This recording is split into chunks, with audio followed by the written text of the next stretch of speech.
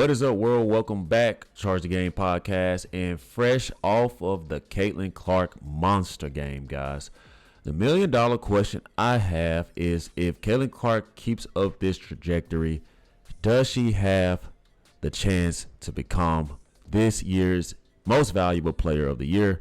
And I want to hear your thoughts. So, guys, obviously, Caitlyn Clark has come back to save the WNBA, graced us with a brilliant performance, took down the undefeated New York Liberty and made it look like slight work. Guys, $1 million question. Will Caitlyn Clark be able to sustain this? Will she have a chance to become the MVP? Well, we know she has a chance. I think she's like number 2 or 3 on the odds. We will be looking at that list. But does Caitlyn Clark have what it takes to become the MVP of the WNBA in her sophomore season? We already see the trajectory here, guys. Rookie of the year, check. I want you guys to think about that. I mean, there is no way you ignore a performance like that and not even think about it, because she's missed, I believe, 5 games. I think that she's made it back in time for her to be able to make a run. It's just my opinion. And it's a long season. So you got a lot of other candidates who have been playing good basketball, but you never know what may arise. They may get injured and have to sit out some games. They may even go on like a losing streak that could cause them to fall on the MVP list. But I think that with Caitlyn Clark's return, the momentum, the popularity, and just what she's doing for the game right now, it's going to be very hard to ignore that, guys.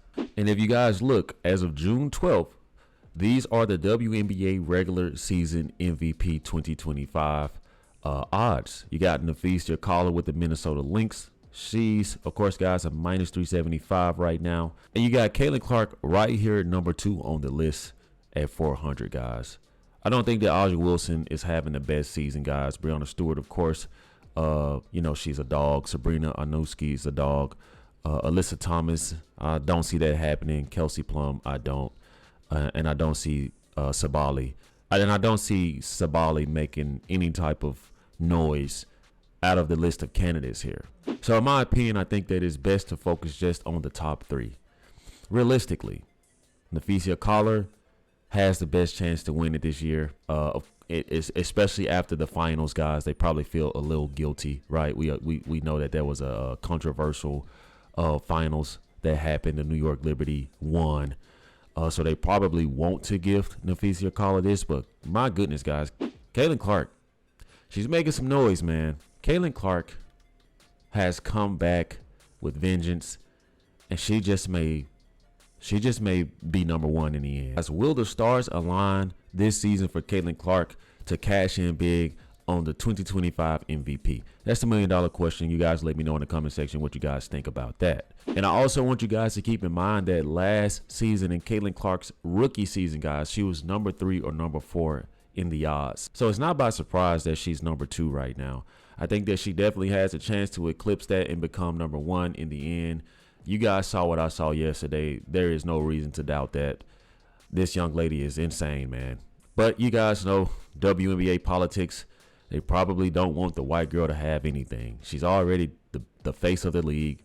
She's already the reason that viewership is up. I mean, that alone, in my opinion, qualifies her for the MVP. I know that people like to look at numbers, but look at the impact. Most valuable player. What happened when Caitlyn Clark set out? What happened to the ratings that dropped down to 53, 54% without this young lady on the court? She shows up, ratings boost, 2 million views in the Liberty game. Come on, guys. You can't make this up. She is literally carrying the league. So for her not to get it this season would be crazy to me. But of course, she can't get it every season. We know this. But man, we got to call a spade a spade. We have to be open and honest here. This league is nothing without her right now. Okay. How many of you guys agree with that or disagree? Let me know. Okay. This is all a poll. This is all questions I'm asking. It's all opinionated. Some of it is factual.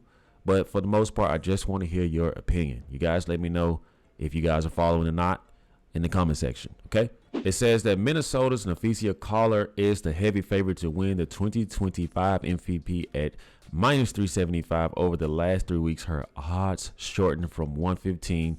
The Lynx are 9-1, and she is averaging 25.4 points and 8.9 rebounds. Where you have Caitlyn Clark is second on the board at plus 400. She opened as the favorite to win MVP at plus 195, but she fell to second after suffering a left quad strain on May 24th, which caused her odds to fall. Well, this is interesting because I believe if Caitlyn Clark is able to get some more of these 30-ball games, and with the dynamic performance, the way she's passing and dishing this ball, the shots she's making, the long range guys, just the visuals of her playing style,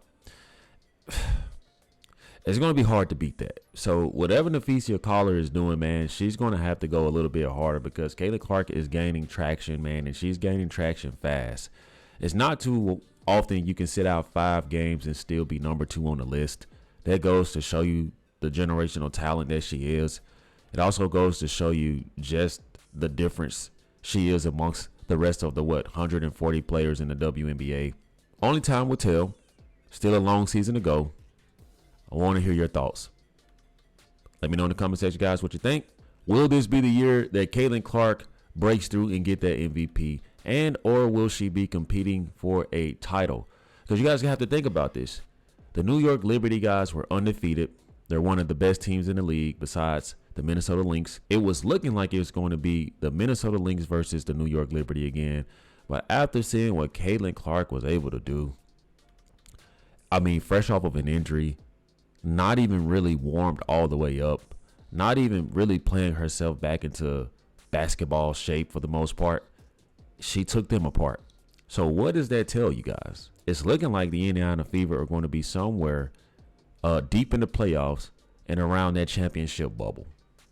And if they're able to get anywhere near that championship bubble, Caitlyn Clark would have had a MVP season and had dominated a lot, which in my opinion will give her the odds to win this thing. So you guys let me know what y'all think about Caitlyn Clark winning MVP for the 2025 WNBA season.